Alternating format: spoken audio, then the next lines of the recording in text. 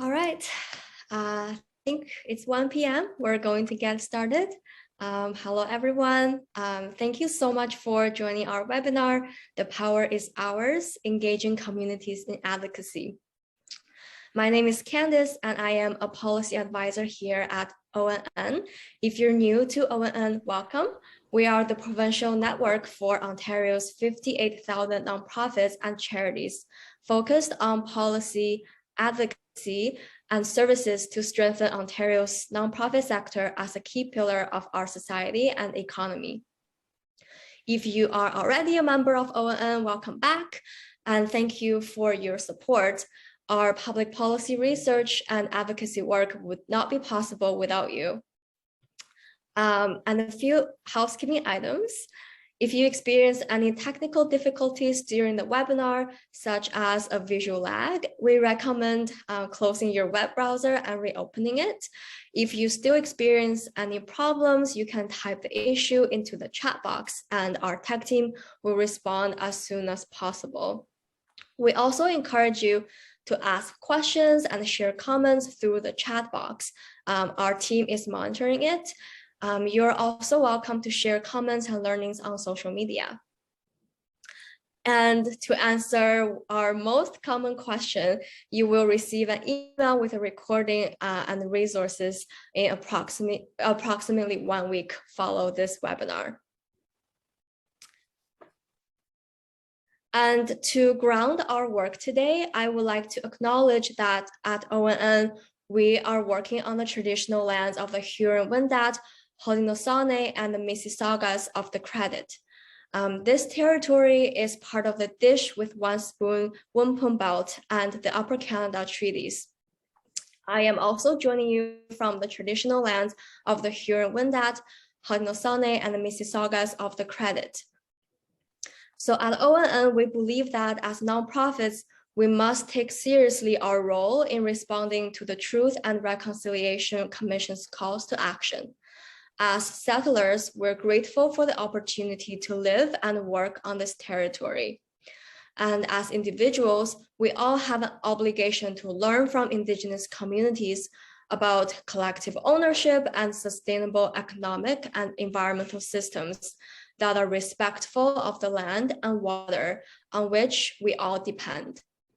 We encourage your organizations to read the 94 calls to action and plans for actions you will be accountable for. And with that, we will begin today's webinar. So we're very lucky to have with us Sree Nallamothu from Toronto Neighbourhood Centres and Pam Frache, organizer with the Workers' Action Center and the lead coordinator of the Justice for Workers campaign. And before I turn the mic to our lovely speakers, I would like to pose a question for the audience. And if you're here at our previous webinar on our election advocacy rules, I asked the same question during that webinar as well, which is, what comes to mind when you hear the term advocate? Who or what are you picturing? So I'm just going to give folks a few seconds to think about this question. And yes, please feel free to put your answer in the chat. So we have a person who cares, positive change agent. Wonderful. Yeah, so I think a lot of the times when I ask people around or my friends, like, do you think of yourself as an advocate? Who is an advocate? A lot of the times you might hear people say, oh, I think an advocate is someone who writes letters to local MPPs or representatives, or someone who's a protester. But actually, there are a lot of other forms of advocacy as well. Even to take protesting as an example, the person who organizes the protest, they can be an advocate. The people who show up to the protest, they can be considered as advocates. But what about others who simply shared the message and shared the event to let people know, hey, there's a protest taking place on this date, they are also considered advocate. Next slide, please. So the word advocacy, advocate, sometimes can sound like such a scary big word. So for today's webinar, we really want to almost like redefine advocacy and explore all those different ways and other ways we can approach advocacy, and to really show that anyone and everyone can be an advocate. And effective advocacy does not follow a one-size-fits-all formula. So for example, we all have different roles to play depending on our resources and strength.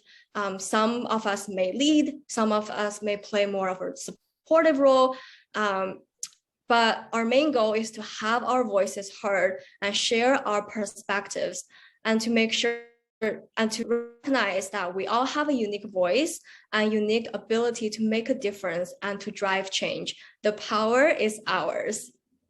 And I really like what TNC's people-centered civic engagement charter said about engaging communities, which is the people we serve are knowledge holders and community leaders.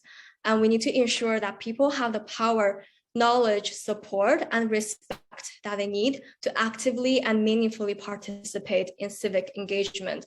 And as nonprofits, we work with communities all the time. So this is very important. As well, before I pass the mic back to our speakers, I also want to quote the Calgary Chamber of Voluntary Organizations quote that governments make, implement, and enforce policy, but communities drive it. And with that, we'll dive into our conversation today about how to engage communities in advocacy. So first, I would like to turn to Sree. Do you tell us a little bit more about yourself and the work that you do at TNC? Thank you. Thank you so much for inviting the Toronto Neighbourhood Centers to be part of this conversation. It's definitely a big conversation we've been having in our network for quite a few years now. For those of you who aren't familiar with us, Toronto Neighbourhood Centers, also known as TNC, is a network of 26 multi-service community agencies working in neighborhoods across Toronto. They're all individual nonprofit organizations, but they all share a commitment to strengthen and empower local community members to work together to make positive change in their communities. At TNC, we don't do frontline work, but we support those who do. Some of the ways we do this is through trainings, knowledge exchanges, and convening staff across the network to identify resources they need and supporting them to create these resources together. A lot of our work is done through affinity groups. We formed a civic engagement affinity group about 3 years ago, and the civic engagement affinity group developed our Community Voices for System Change initiative. And through that initiative, we set out to strengthen and grow people-centered civic engagement practices at agencies in our network. Two of the key considerations that we bring to our work are, number one, civic engagement can't just be about elections.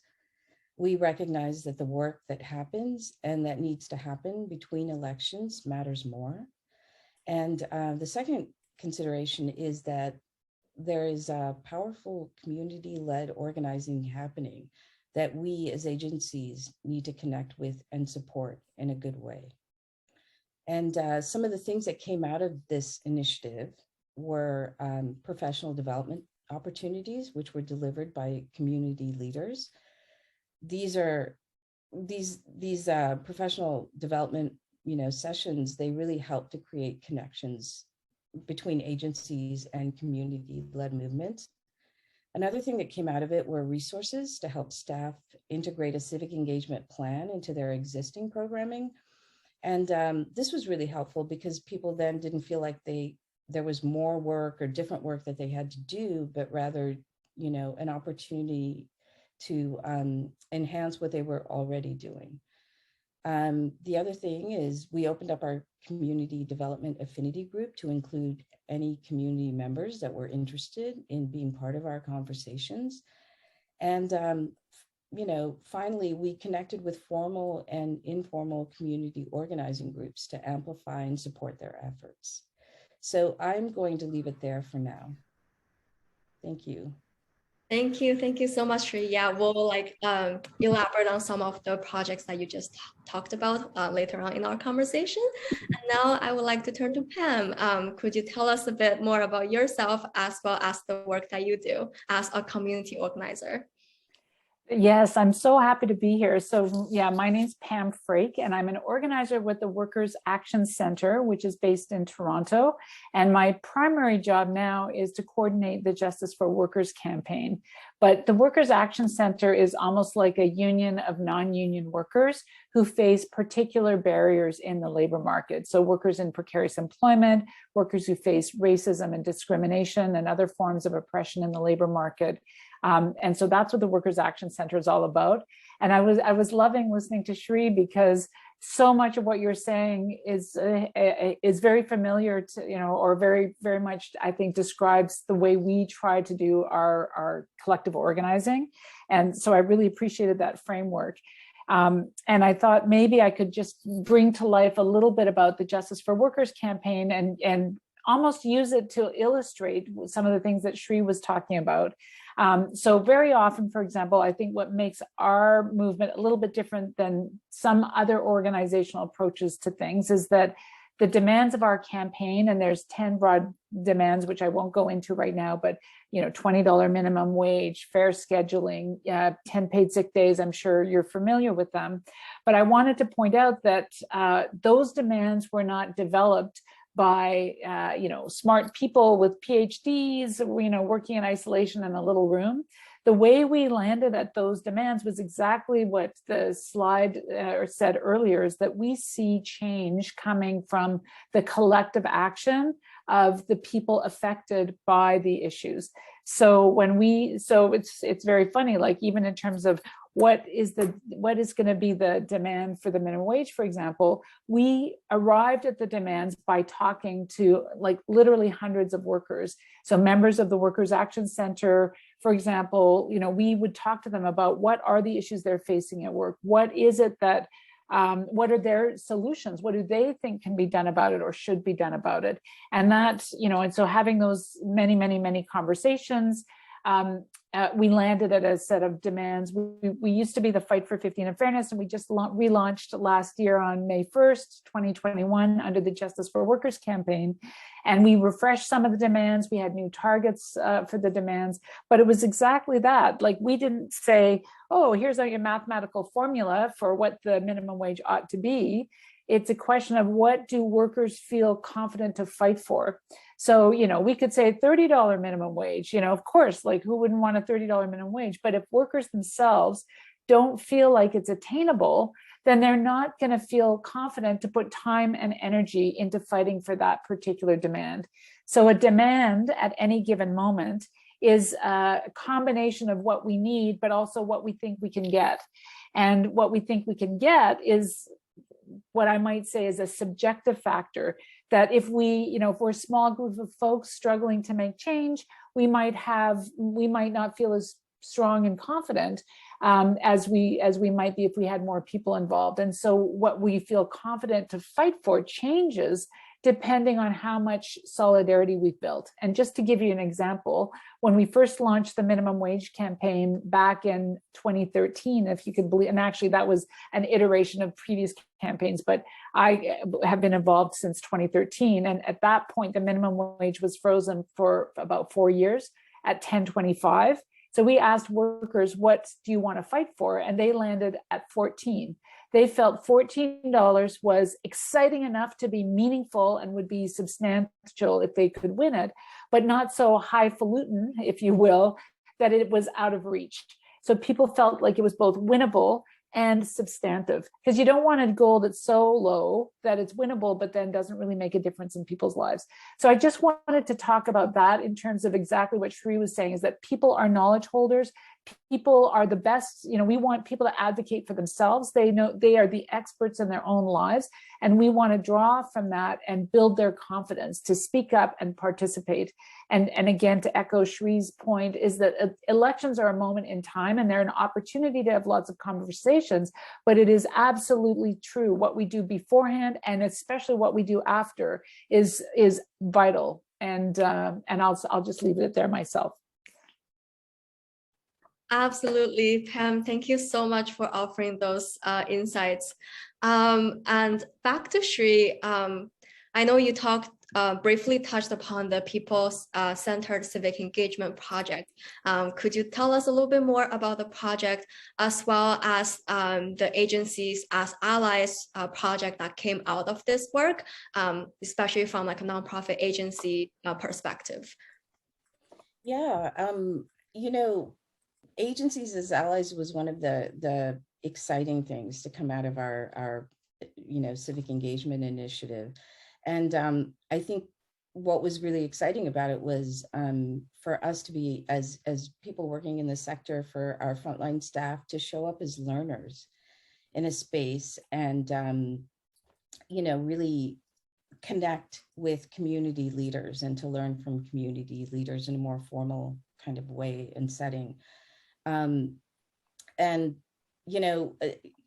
Another thing to have come out of that was we did a series of community profiles where we asked different community groups to share the work that they were doing, to write a report about the work that they were doing, but most importantly to give us a set of recommendations, right, that would help us to do our work better. In terms of building those relationships and connections and really finding ways to work collectively, right? And I don't know if I hope this is okay. I wanted to share some of the recommendations from each of the reports. We have 3 of them. And you can read the full reports on our website, but I wanted to share them here because I think that they're a really great foundation for where we can take this conversation today. The first set of recommendations come from the Thorncliffe Collaborative for Muslim Families, and it was written by a community organizer named Omar Khan, along with 2 people who work for the collaborative, Safira Mullah and Munira Kilji. And if I'm going to just read what they wrote verbatim because I can't say it better than they have. And these are just a few, right? I just picked a few from each. So the lessons and recommendations for agencies. 1, relationships. Developing trust with community members is key to supporting people-centered work. Another recommendation was discuss expectations up front. Agencies assume certain things about their role, and so do residents.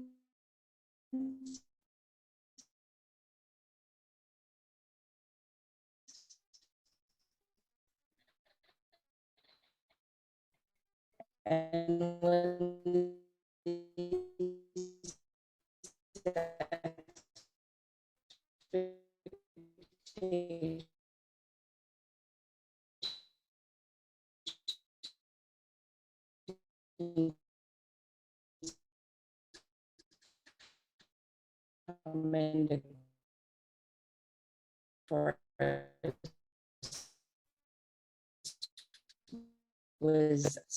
that emerged during the pandemic, and the Woburn Local Planning Table in Scarborough.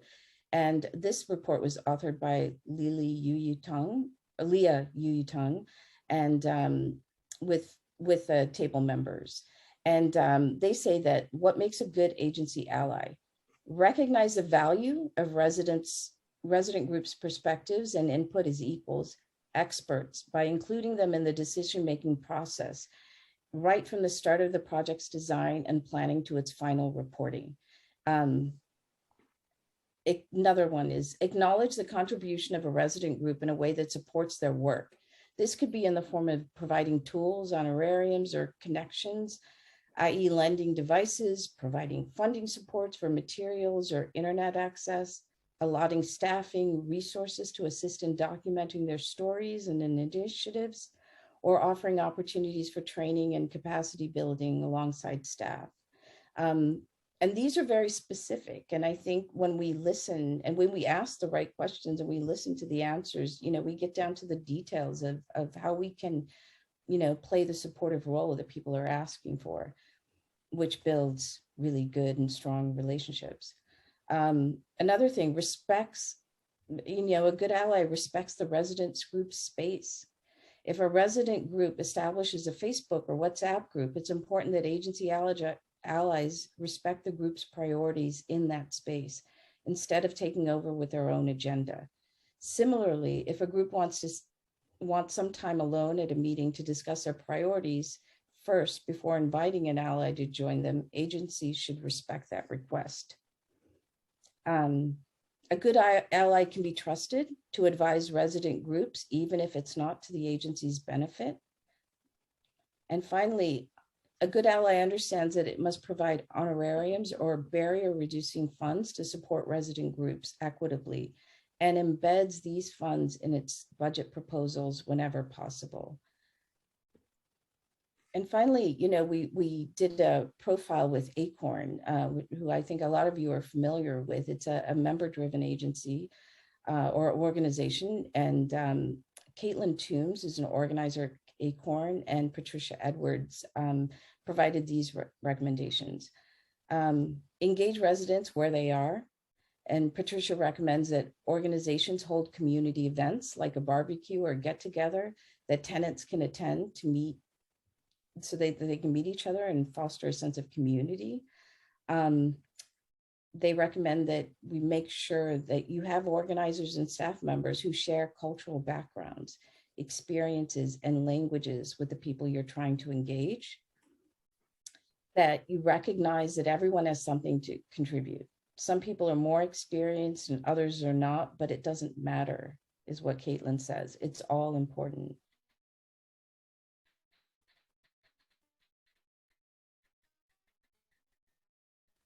Talking points or cite the wrong statistics. Our members are people and they make mistakes, says Caitlin. It's important to be mindful of that. And finally, from them, find ways to connect community members to existing campaigns across the city that are trying staff members to create new campaigns for every issue and further develops people power across neighborhoods. And that one really resonates, I think, for frontline staff and community development staff at several of our agencies. And I just wanted to share, part of it is getting these recommendations and then it's thinking about, well, how do we act on them?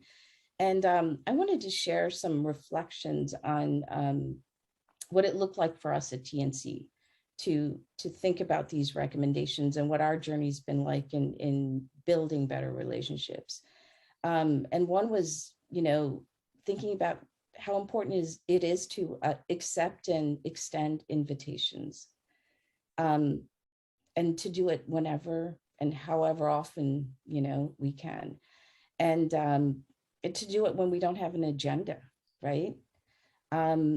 And that's how we build relationships, when we celebrate with each other, when we commune to mourn tragic events together, and all of the stuff in between. Another thing that we've learned on our own journey is realizing that just because we don't know about it, it doesn't mean it's not happening. So organizing is happening all around us at tables that we don't know about or see. And it's to our benefit to build relationships in a good way so we might get invited to those tables. Another important learning for us has been letting go of expectations and timelines. Let things unfold organically and at the pace that they need. Continue to nurture relationships even when things seem quiet. And that could be as simple as saying hello every couple of months. And then also to be a learner and listen deeply. And then this is so important, is to act on what we hear. A lot of times we keep asking the same questions, we get the same answers, and that's just, us not paying attention to what we're hearing. So it's really important that we act on what we hear. And it can even be in the simplest of ways. and even those simple sort of chain, responses that we make to what we hear goes a long way in really building that trust in relationships, so that we can show up for each other when things are hard and when things really matter. And another thing is approaching work through an infinity to an issue, right?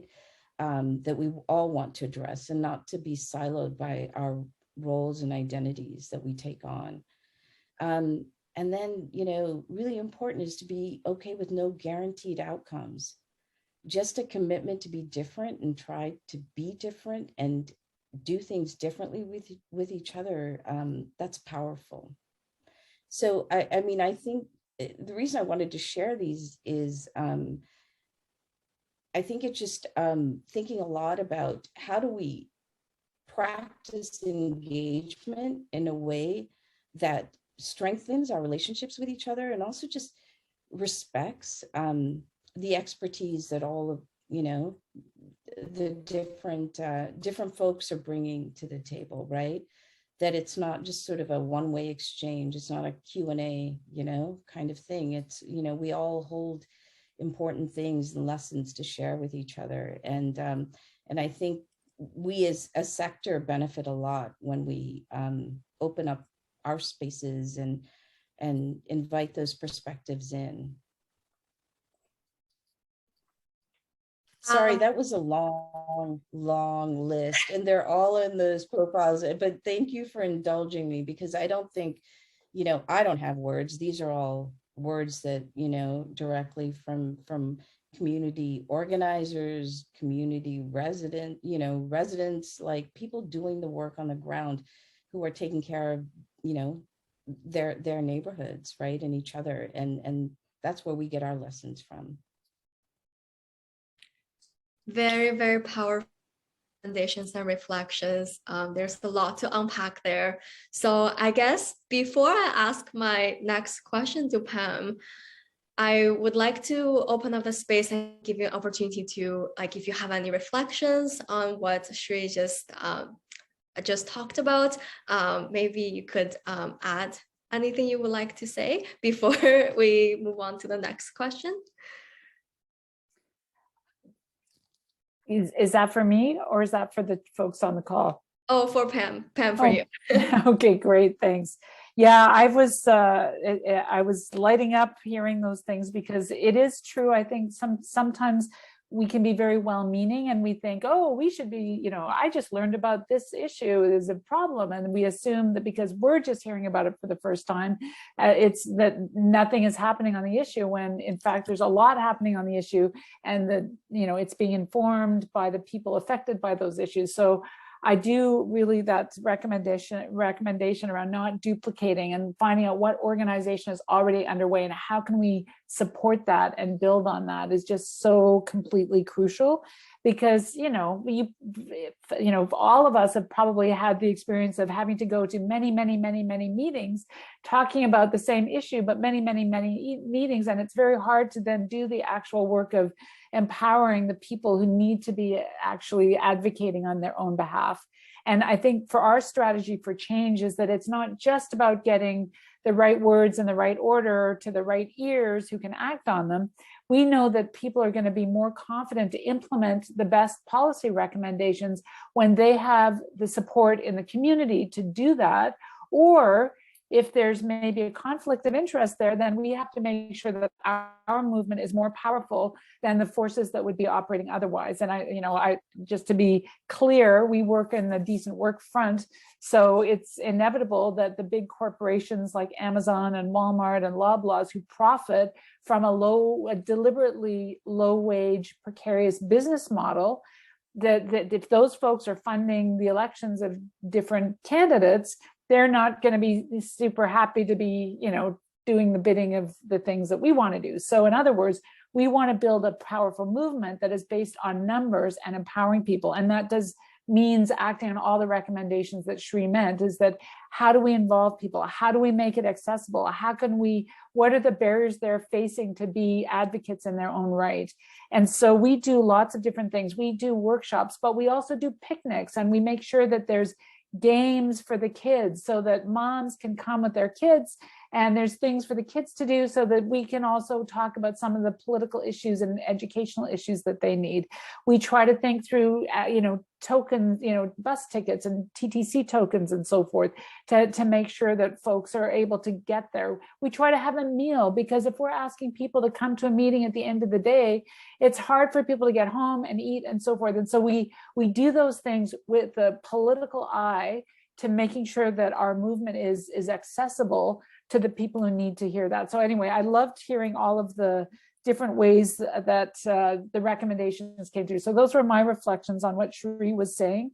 And I feel like, we're really in sync on that basis. I saw a couple questions in the chat, and if I could just touch on them briefly. There was one question about whether the Workers Action Center does direct client services. And I did want to just say that we do work with workers who are facing problems in their workplace, but we don't really use the language of client, because really what we want is, our model for change is empowering workers. So we see every worker as a leader, an organizer, and as walking into the workplace with a specific challenge in the workplace. And so we think through how can we, obviously we want to support them and challenge, and right the wrongs they're facing.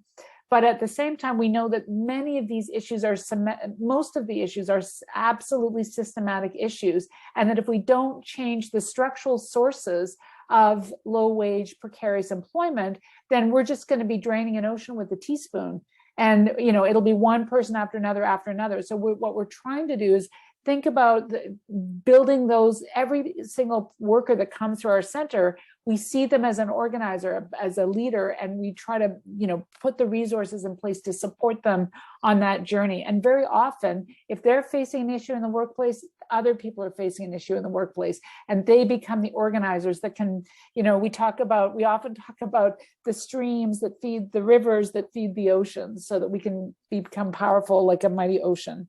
So that was one question there, but we really do try to get away from that notion of, clients, and that we do things on behalf of, or that people are voiceless. It's like we want to give people voice. We want to amplify their voice. We want them to find their voice. So that's maybe, I'm not sure I don't think that's different from what Sree's saying, but it might be different from the way sometimes we approach things. We don't want to do things on behalf of others. We want to do it alongside them. We want them to be in the front. We want to be the ones supporting them to make them the powerful ocean that can then affect the changes we need.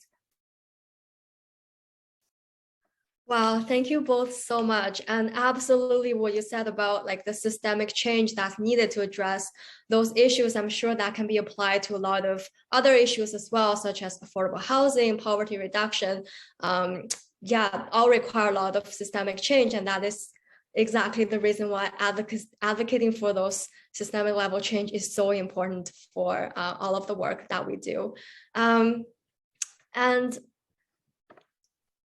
And Pam, so I know like you're doing, as you mentioned, you're doing a lot of organizing around like work and labor justice, and the provincial election is coming up in June. So could you tell us a little bit more about your kind of like strategy for the upcoming election, and maybe a little bit about how you approach the nonpartisan advocacy work?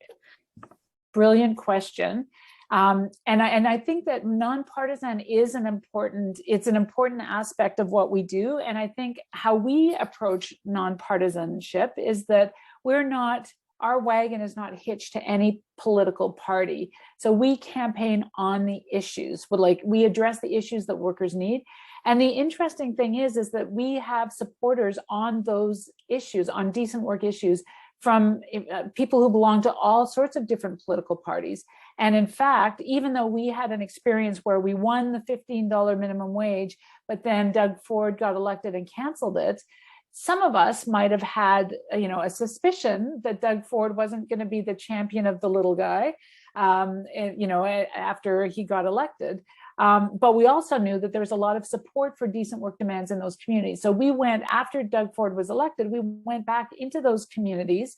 We didn't denounce people for their, voters voting selection. We basically asked people, we said, look, there's a lot of pressure on Doug Ford now from the big business lobbyists who want to roll back our minimum wage and our paid sick days and our equal pay laws. So we're asking you to sign a petition which is calling on the government to do nothing. In fact, that was our pitch. It's like, we're calling on, this is the first petition we are ever going to sign where we're actually asking the government to do nothing, like hands off our decent work laws, because we got a bunch of things under the previous government. And so people are like, yes, of course I'll sign that. And yes, I want a $15 minimum wage. And yes, but Doug Ford is never going to buckle to those big business. He's our champion. That's why I voted for him. And so in that process of going back and engaging with people week after week, and watching the developments happen, people were shocked when the legislation was tabled, when Doug Ford tabled the legislation, and the legislation rolled back our $15 minimum wage and our paid sick days and all of that. And the equal pay piece was a really important one because of racism in the labor market, a lot of people are in part-time employment involuntarily. And that means that it's legal to pay them half the wages of someone else. So, so a lot of people were looking forward to the equal pay laws where it's illegal to pay you a different wage just by virtue of the fact you've been hired on a part-time contract or a temp agency worker or contract faculty for that matter, in the post-secondary system. This was a really important win that Doug Ford rolled back. And when people learned that the guy they voted for didn't stand up for them, they were really devastated, but then are keen to be part of the campaign. So focusing on the issues is really important, because when we build a certain amount of support for that, we can win our goal is to win every single political party to adopting this vision, either because they want to do the right thing or because they're afraid of it. I have no problem with what their motivation is. But it really makes a difference. And for the paid sick days legislation, for example, although it was the official opposition, the Ontario NDP, that tabled the first legislation, because we built so much support for it, the Liberals quickly followed suit and tabled their own version of the same, basically the same thing for our demands.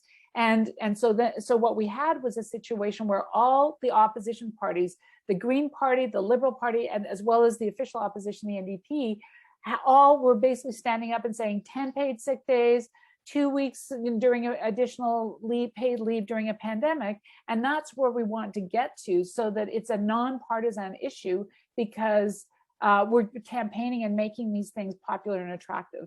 So that's our strategy, to tell the truth always. And I think that's very important, so that workers can, and anyone voting, can make informed decisions, because they have a right to know, like, what are the issues facing them, what do the platforms mean, and who is going to be their best advocate. So we are definitely working hard to elect decent work champions. We don't know who they might be, but we're working hard on that front. And in order to do that, we're doing a whole bunch of things in the next few months. So I'll just quickly run through it. This, of course, June 2nd is the election. But what we want to do is use the occasion of the election to build our strength, build our movement, so that after June 2nd, no matter who is elected, we can have a strong presence. Because even if we elect a bunch of decent work champions, the Tim Hortons of the world and the Amazons and the Walmarts and the Ubers are going to rain down holy hell on us, if you will, if we do anything that's good for workers, because that hurts their multi-billion-dollar profit line. So we want to be strong no matter who gets elected. And especially if our friends, if we don't elect decent work champions, we definitely have to be stronger. And if we do elect decent work champions, we also have to be strong, because they're going to have a hard time implementing the policies that they support. So for all of those reasons, that's why this is a really important moment for us. Then in order to do that, we're actually participating in a really important day of action on May 1st.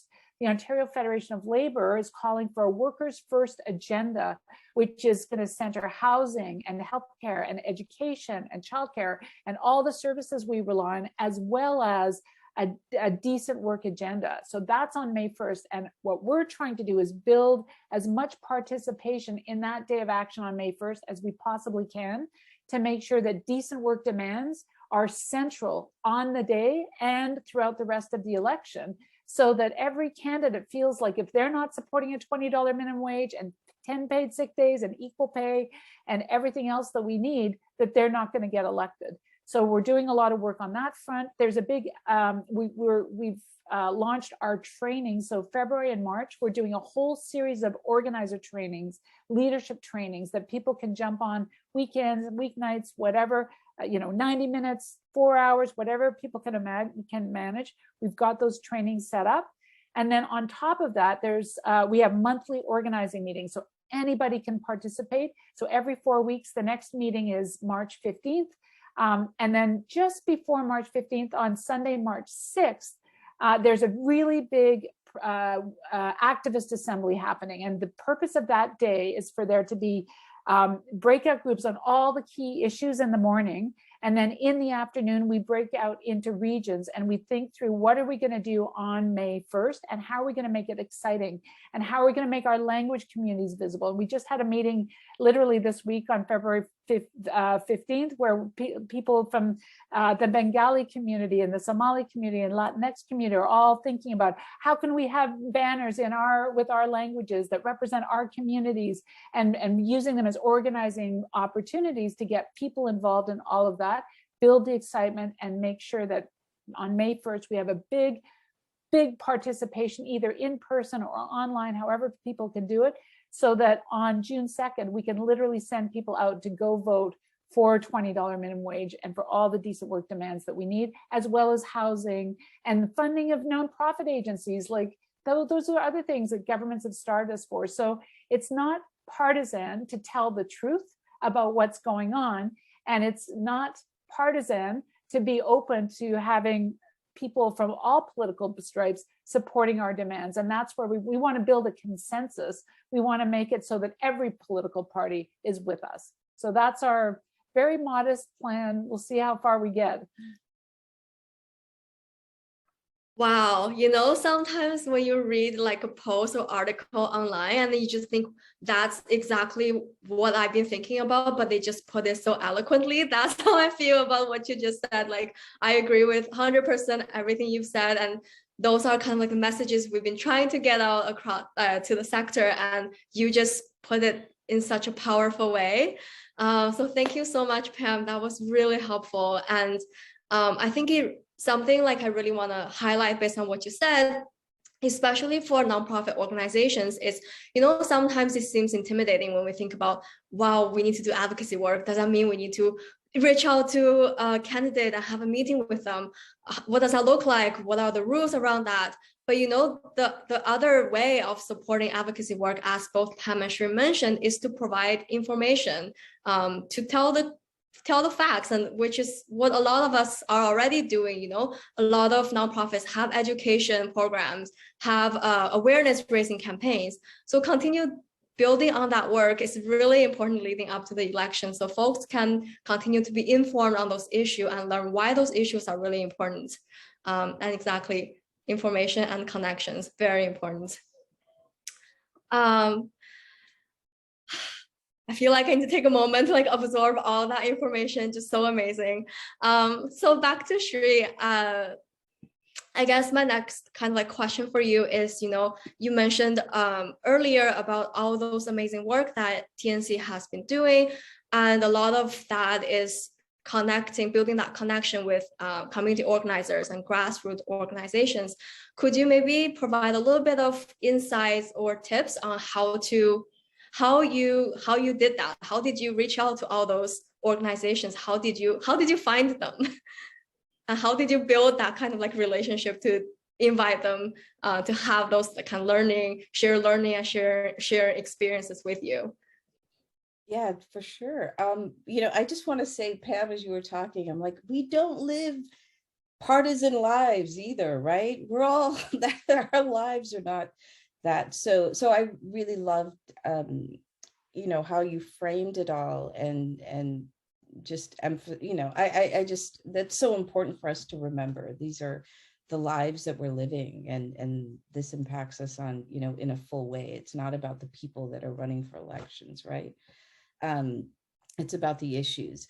So the way we connect, DNA, in our DNA, TNC's DNA it's connection, right? That's in our DNA. That's all we do, right? Like, people Others are doing a lot of they're doing the hard work. They're in the front lines. A lot of the work Pam is doing, along with you know, the organization that she works with. But when I think of what TNC does, it's really just sort of being, you know, we have the privilege of being in a lot of different spaces, and it's just sort of paying attention and then drawing connections between groups that, you know, are doing this work here, or organizations that are grappling with this question here. It's just, for us, it's always just been about like bringing people together around affinity, right? So that they can work together. And that's what drives, you know, and informs the work that they do. And it's so joyful, right, to be able to do it together in larger groups, and feeling like you're, you know, just when you're doing it alone or in siloed spaces, you feel very overwhelmed, right? Because that, you know, you feel like you have to learn and become an expert about all of this stuff, right? So for us, it's just sort of like really making those connections and leveraging the relationships that we have, you know, as TNC with, you know, whether it's, you know, people who work at the city or funders or other organizations or community groups, right? Really leveraging our social capital to like really to connect people, right? And a lot of the relationships we built is literally just following the thread. You know, someone will say, oh, have you heard about so and so doing this, you know, work over here? And we go and we have that conversation, and that person puts us in touch with someone else, and so on. And I think what we're committed to doing is following that thread, right? I don't think that there's ever a conversation or an introduction that I was given that was not fruitful, right? And I think it's recognizing that and making sure that you know, when someone says this, you should talk to this person or you should talk to this group, then you should do that, because I think it's another door that opens, you know, it's another relationship that you can nurture. It's just all potential, right? And I always, I know others have said this too, but at one of our agencies as Allies Symposium that we held about a year ago, one of the community organizers that was presenting there, Omar, said, you know, because we were like, you know, give us like some 3 quick tips, you know, and then this one tip just like, you know, resonates with me, is he said, always start with a yes. And I remember that. And I think I try to practice that. And I think, you know, when we start with that yes, without judgment or expectations or guarantees, then lots of incredible things, I think, have the potential to happen. Absolutely, building that connection and to amplifying each other's work and voices is absolutely crucial. And back to you, Pam, just very quickly, you know, as a community organizer, you are very obviously like very experienced, and your expertise in like mobilizing communities and engaging residents.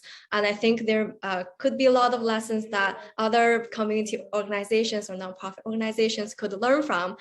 So do you have any tips or suggestions for kind of like how to build trust within community, how to mobilize communities to stay or to become engaged in the work that you do? Well, and I think some of the points have been touched on by Sree at the beginning, but I think that when you engage people with the purposes of involving them and building their power, I think if you and that's an ongoing strategy, that it's not just a one-off. We want to trot you out to be an example of lived experience and trot you back. But if we're trying to build people who are fighters for themselves, who are advocates for themselves, I think that we are that we're drilling deep, and that we're providing leaders and organizers and working with leaders and organizers from those specific communities. So, for example, at the Workers Action Center, we do have organizers who operate in, you know, in the Somali community, in the Punjabi community. We have people, you know, and we've been very deliberate about that, because we want to make sure that and in the Chinese community, the Tamil community, like it's very deliberate, because we want to make sure everybody's experiences are brought to the table so that we can actually see how much in common we have.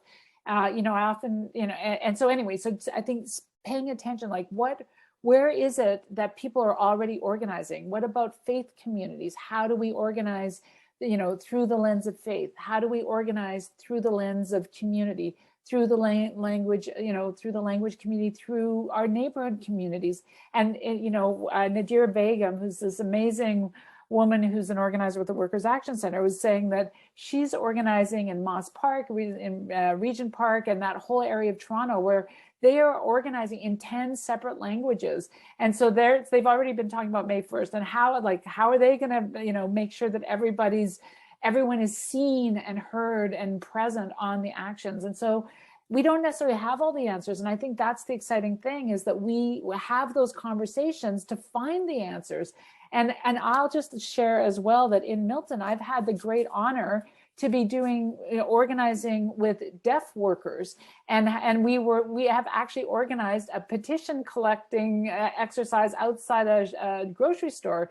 And how do we do this, you might ask? Well, I didn't know how to do it, so we asked the deaf workers how we could do it, and we got ASL interpreters, and we literally invented it. And so there's actually beautiful pictures of us being outside a grocery store with deaf workers, talking to hearing people and getting them to sign petitions and doing it through interpretation. And so sometimes we don't know how to do these things. But if we have those conversations with the folks, that's really, I think, how you start to build trust. And it feels, for me, every day is exciting on that front, because I would never have guessed that it was possible, because I'm a hearing person, to be doing an outreach in ASL.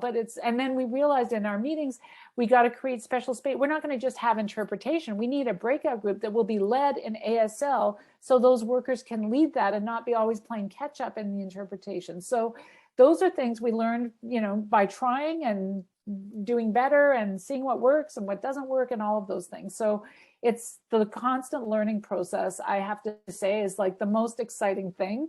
And it's like, ask a question and the movements will solve it. Oh, sorry, Pam, I think you got muted. Oh, sorry. I'll just wrap up by saying, ask a question and the movement and the diversity and the richness of the people will solve it. And that, for me, is the most exciting thing. And I think that does build trust. Thank you so much, Pam. And we actually got a question from the chat, which is kind of like I think, interesting question.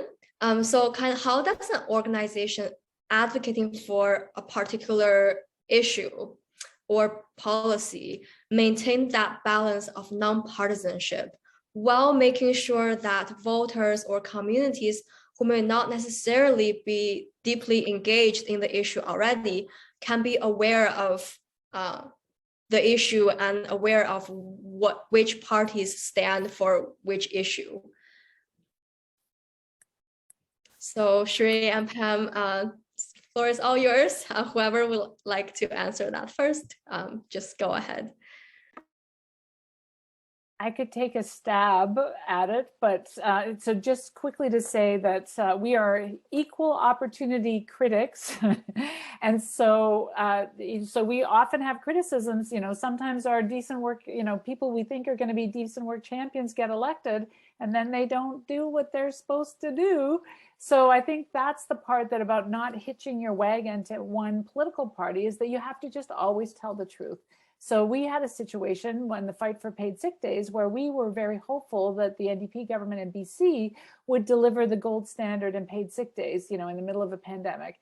And frankly, it turned out to not be the case. It was hand-to-hand combat trying to get that government to move on this issue. And in the end, we got some progress on it, but certainly was not what I was expecting. But nevertheless, and then you have to have those conversations with people. Why is it that our decent work allies are not delivering the goods? And it's like, well, there's this thing called, corporations that make life very difficult for us. So I feel like it's not partisan to just tell the truth always. And I think sometimes people fall into the trap of feeling like they have to cheerlead for one party or over another. But I think it's really, I think it's also very fair to just be truthful. So for example, in Ontario, the official opposition, the NDP, just came out and said if they're elected, they're going to implement the $20 minimum wage. Well, that's a truthful fact. I mean, I would love it if the Liberals came out and said that and the Greens came out and said that. But right now, the truth is that's who came out supporting it. And so so I don't feel like that's that's partisan to tell the truth. And we, you know, and like I say, on the paid sick days, all the parties were out there holding our placards around paid sick days. So I feel like that's the issue. As long as we're equal opportunity critics and we tell the truth, I feel like that's the best way to be nonpartisan. And just to add to you know, Pam, you said this earlier, it's making it about the issue. And if it's about any people, it's about us. It's not about the politicians, it's about community, right? It's about all of us, and talking about it in that way, I think is really important. Wonderful. That's, yeah, exactly. I totally agree with what both of you have just said. I don't see any other questions in the chat. I'm gonna give it a few more seconds for folks to pop in the chat any other questions they might have.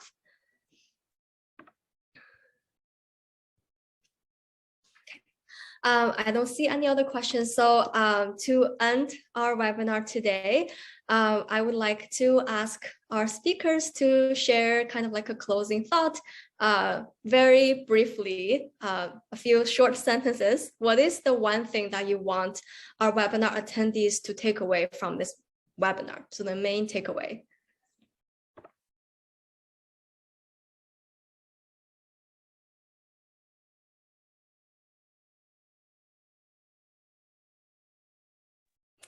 For me, I think it's having faith in each other. I don't know. I mean, it sounds, maybe it's coming off a little cheesy, but I just feel like, you know, Pam, you said this before, is like about how much more we have in common than not. And I think when we're thinking about social change or social justice work, it's just really having faith in each other and, you know, I don't know, building, it's all, the root of it is just those relationships and building them in a way that we show up for each other. That's the way, if you look through history, you know, just that's the way things happen, right? And so it's just that, it's like you taking whatever, just investing the time and the, you know, your sincerity in building those relationships and having faith in those relationships. And so that when, during elections and during these moments where we need to, we show up for each other. Thank you. And Pam? Well, I agree with that 100%. And I would just say, you know, feel part of this conversation is it's about us feeling more confident. Us feeling more confident to push the boundaries a little bit. And no, don't let people be saying, oh, you can't do that, I can't do that. Like, let's find a way to make something happen. The Domestic Workers Alliance in the US has this beautiful expression that we need to be the water. And that means if there's a barrier, we find our way over it, we go under it, we go through the little cracks, but we just find a way to try to move it forward, even if there's a few log jams in the way. So I would say the takeaway for that is to let's push the limits. And if there's things we can't do, then let's try to find a way of doing them off the side of our desk, or, you know, let's wiggle into those cracks and pry the door open. That's what I would say. Wonderful. Thank you. Thank you all so much for this very thoughtful conversation. I feel like I learned so much from this conversation we had today, and I want to thank you everyone for joining us today, and we hope that you also found this webinar to be useful. So once again, we will email you the presentation slides, recordings, and links to any key resources, as well as resources from our previous election webinar. Yeah, whether it's connecting over social media or joining our future webinars or becoming an ONM member, we hope that we get to keep in touch. And that's all for today. Thank you everyone so much and take care and have a great afternoon. Bye.